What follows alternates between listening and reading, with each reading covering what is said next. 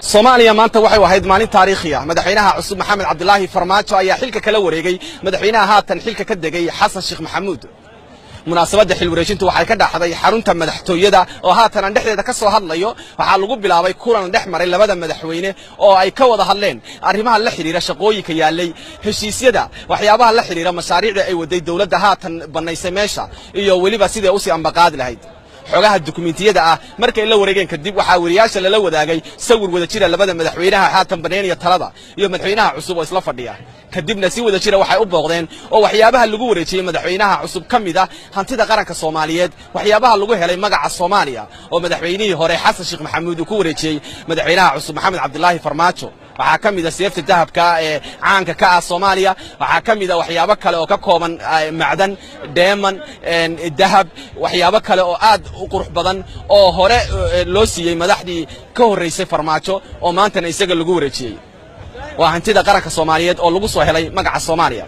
intaasi kadib waxa labada madaxweyne ay u soo baxeen banaanka xarunta madaxtooyada halkaasi oo ay ridda hore kula hadleen si wada jira wariyaasha Xasan Sheekh Maxamuud madaxweynihii hore ee Soomaaliya waxa uu sheegay inuu ku faraxsan yahay maanta inuu xilka ku wareejiyo madaxweynaha isaga bedelaya Maxamed Cabdullaahi Farmaajo maalmihii weynaa oo taariikhiga ahaa ee Soomaaliya waayahan dabada soo mariyay kamid tahay maanta waxa xafiiskii madaxweynaha Jamhuuriyadda Federaalka Soomaaliya la wareegay madaxweyne Maxamed Cabdullaahi Farmaajo xil wareejintiina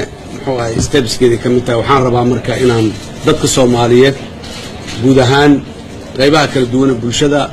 hay'adaha kala duwan dawladda dhammaan inaan ugu mahad celiyo 4 sano la soo dhaafay sidii wanaagsanayd ee dalkan uga soo shaqeeyeen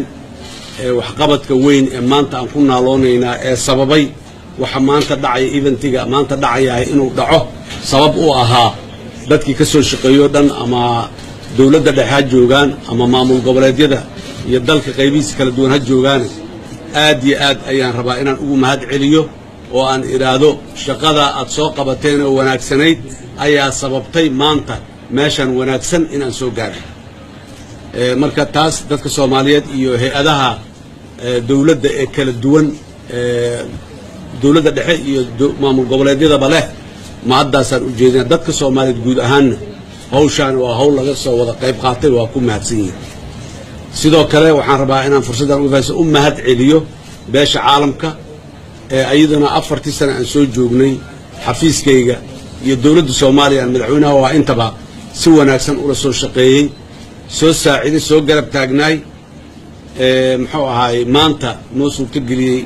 inaan meesha soo gaarno ugu kaalmay ayaguna waxaan rabaa inaan mahad celiyo si khaas ah waxaan rabaa inaan ugu mahad celiyo dalalka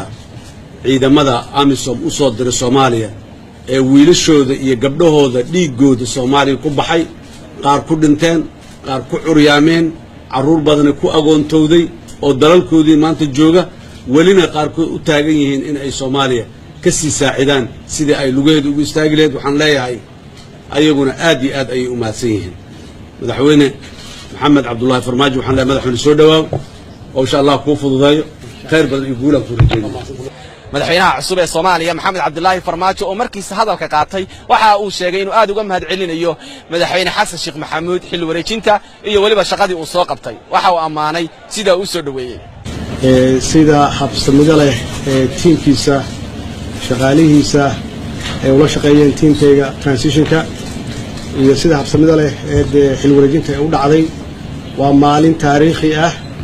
oo ummadda Soomaaliyeed iyo caalamka meel kasta arkayaan sida aan isugu wareejinayno nidaamka iyo dawladnimada runtii waa maalin taariikhi ah waxaan rabaa inaan u mahad celiyo shacabka Soomaaliyeed meel kasta ay joogaan waxaan ugu bishaareynayaa dawladdaani waa dawlad shacab idinkaas kale idinkaan dib idinku soo celinaynaa waxaan idinka codsanaynaa inaad la shaqaysaan dawladdan oo aad gacan siisaan idinkaas kale waxaan idinka rabaa inaad nagala shaqaysaan hadday noqoto canshuur aruurinta iyo dhaqaalaha hadday noqoto nabadgelyada inay ilaashataan yaa la doonayaa dawladdan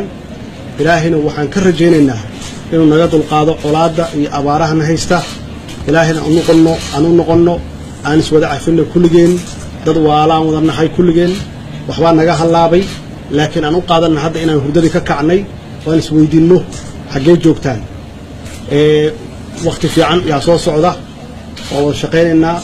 waxaan rabaa inaan u mahadceliyo beesha caalamka iyagana runtii gacan weyn ka geystay inay dowladdan meesha ay joogtay ay soo gaarto amisom iyagu naftigooda hawl badan bay meeshaan ka qabteen waxay ka difaaceen maxaan ku dhahay dhibaatooyinka iyo dagaalada joogtada ah garab ay ku siiyeen dowladda inay sidaas noqoto ay shaqayso waa ku mahadsan yihiin kulli maxaan ku dhahdaa dowladaha ciidamada halkan ay joogaan waan wada shaqayn doonnaa hadduu ilaah yidhaahdo ilaa aan ciidamadeena dhisanno kadibna iyagoo de waalaheenna oo taariikh waddankan geystay ama taariikh ku leh inay guryahooda ku noqdaan hadduu ilaah yidhaahdo markay labada mas'uul la hadleen warbaahinta kadib waxa ay u soo gudbeen barxadda xarunta madaxtooyada halkan oo ay salaan sagootina loogu sameeyay madaxweynaha talada baneeyay xasan sheekh maxamuud sidoo kalena salaan soo dhaweyn ayay ciidamadu siiyeen madaxweynaha cusub maxamed cabdulaahi farmaajo iska canqaad iyo kaftan iyo salaan ay dadweynaha ay la qosleen kadib waxa laga sagootiyay xarunta madaxtooyada madaxweynihii hore ee Soomaaliya xasan sheekh maxamuud oo 4 sano halkan ku soo shaqaynayay waxaa xusid mudan in kulanka ay goobjoog ahaayeen guddoonka labada aqal ee Soomaaliya iyo xubno ka tirsan labada gole ee dawladda Soomaaliya maanta oo kale waxay u ahayd maalin si weyn loo hadalhayay waa Jaamac Dabaraani oo ka soo hadlaya Somali Cable TV Muqdisho.